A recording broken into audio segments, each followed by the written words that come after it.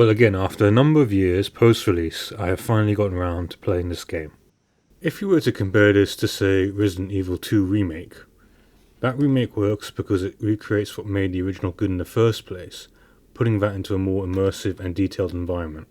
But with Resident Evil 7, we get a totally new game, with new locations, characters, enemies, etc. What this game does, in my opinion, which makes it a better game than RE2 Remake, is that it takes the essence, or in other words, the fundamentals of what made the first RE games good, and creates a game from the ground up with those fundamentals. What you get then is a game that has the fundamentals that works within a modern game, with modern gameplay, mechanics, etc., in a brand new setting. This in many ways reminds me of 2016's Doom, which was not a recreation of the original Doom, but again in my opinion a dissection of the fundamentals of what made the original good, and used to make a modern game. So even though it's a very different game, especially with the enemy design and it being a first-person game, it still carries the essence of what made Resident Evil games good, and then builds on that. Initially, when you think of a Resident Evil game, you think of the third person, almost to the point where anything else would be sacrilegious. But I think the design choice aids the game in a lot of areas. One thing in particular is aiding the sense of tension and claustrophobia, which you get in certain areas and situations. Examples will include crawling through the space between walls or crawling through a flooded area. It also works when you're up close and personal with enemies, especially when you're dealing with one of the Bakers. But it also works in a narrative sense. Interacting with characters face to face leads to a lot more immersion, in my opinion. The first person view helps in one appreciating the high level of detail in the animation that goes into enemy and character design, as well as the environment. This will not work so well in a third person view in my opinion, because it is not possible to notice this as much as in the first person. A small example of this can be seen in the crawl space between walls, where you are up close to all the bugs crawling. This sort of detail and immersion will not be viable in third person.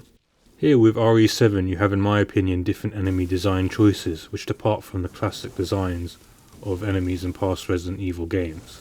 This is in part because of the game being created from the ground up. The outcome of this is new types of enemy encounters while still maintaining the fundamentals of what makes a Resident Evil game work. This was surprising given my expectations from previous games. One would be expecting zombies throughout the game. Instead, what you get is a focus on doing a sort of hide and seek with the head of the Baker family, and later on with the other members of the family. Each family member culminates with a boss battle. You do have what I would call zombies, but these are more like plant-based organisms or something like that. They are throughout the game, and this is where the developers have changed things by having variation within the same enemy. So you get basically one enemy type with variations in size, movement, etc., providing different attacks and ways of dealing with those attacks. This is a departure from previous Resident Evil games because different attacks are provided by wholly different enemies. First person also allows for different types of enemy encounters such as mutant bugs flying in your face.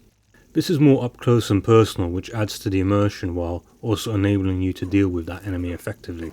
Ultimately, there's been a degree of innovation from past Resident Evil enemy designs. Another integral part of Resident Evil gameplay is the solving of puzzles and obtaining keys. Here is a mix of very familiar game mechanics such as obtaining new keys to gain access to new areas, as well as solving puzzles to obtain new items. The puzzles have been innovated upon rather than having totally new systems created that are totally different from previous Resident Evil games. Again, the first-person perspective offers ways to innovate upon puzzles. One in particular is the shadow puzzles, matching up sculptures to pictures. To me, these are innovative in a way that only the first-person view provides, over say a third-person perspective, where this would have been less feasible. Other aspects are more familiar but with a slight twist, such as keys being named after animals. Another example would be dealing with the sun's puzzle in the locked room, which in my opinion was very innovative. Again, another staple of the Resident Evil games is the collection and management of inventory. Here there isn't much difference and divergence from other Resident Evil games. Herbs for healing, ammo, keys, etc. Here as in other Resident Evil games, inventory management is another key part of your success in the game, as well as collecting and combining items. As mentioned earlier, boss fights revolve around the members of the Baker family, each with their own unique attack patterns and manifestations. Marguerite having a more spider-like movement, while the sun transforms into something totally different. This in particular reminds me of how the Birkin character mutates with each encounter in Resident Evil 2. I presume that gave some sort of inspiration to the sun's transformation into a massive creature in his boss battle. Boss fights are clearly shaped by the FPS nature of the game. Boss fights have what I would refer to as a more intimate nature to them because of your face-to-face interactions. There is a grounding to them because at times you feel like you are up against a person.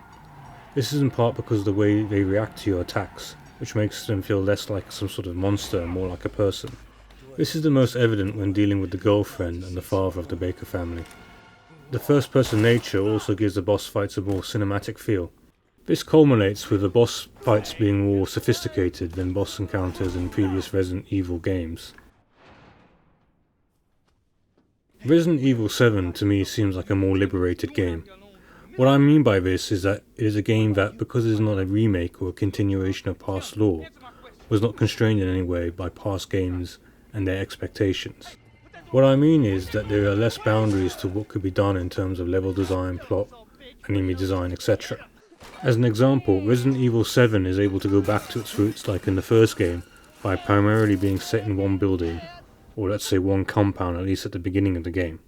This choice simultaneously harks back to the original that is set in a mansion, which in my opinion lets the developers get back to the core roots of what makes a Resident Evil game.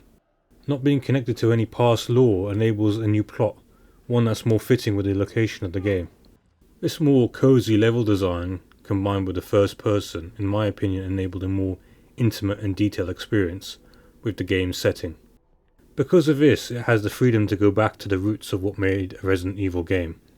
That's why to me it really feels like a Resident Evil game despite taking a radical turn in terms of first person perspective and its new setting.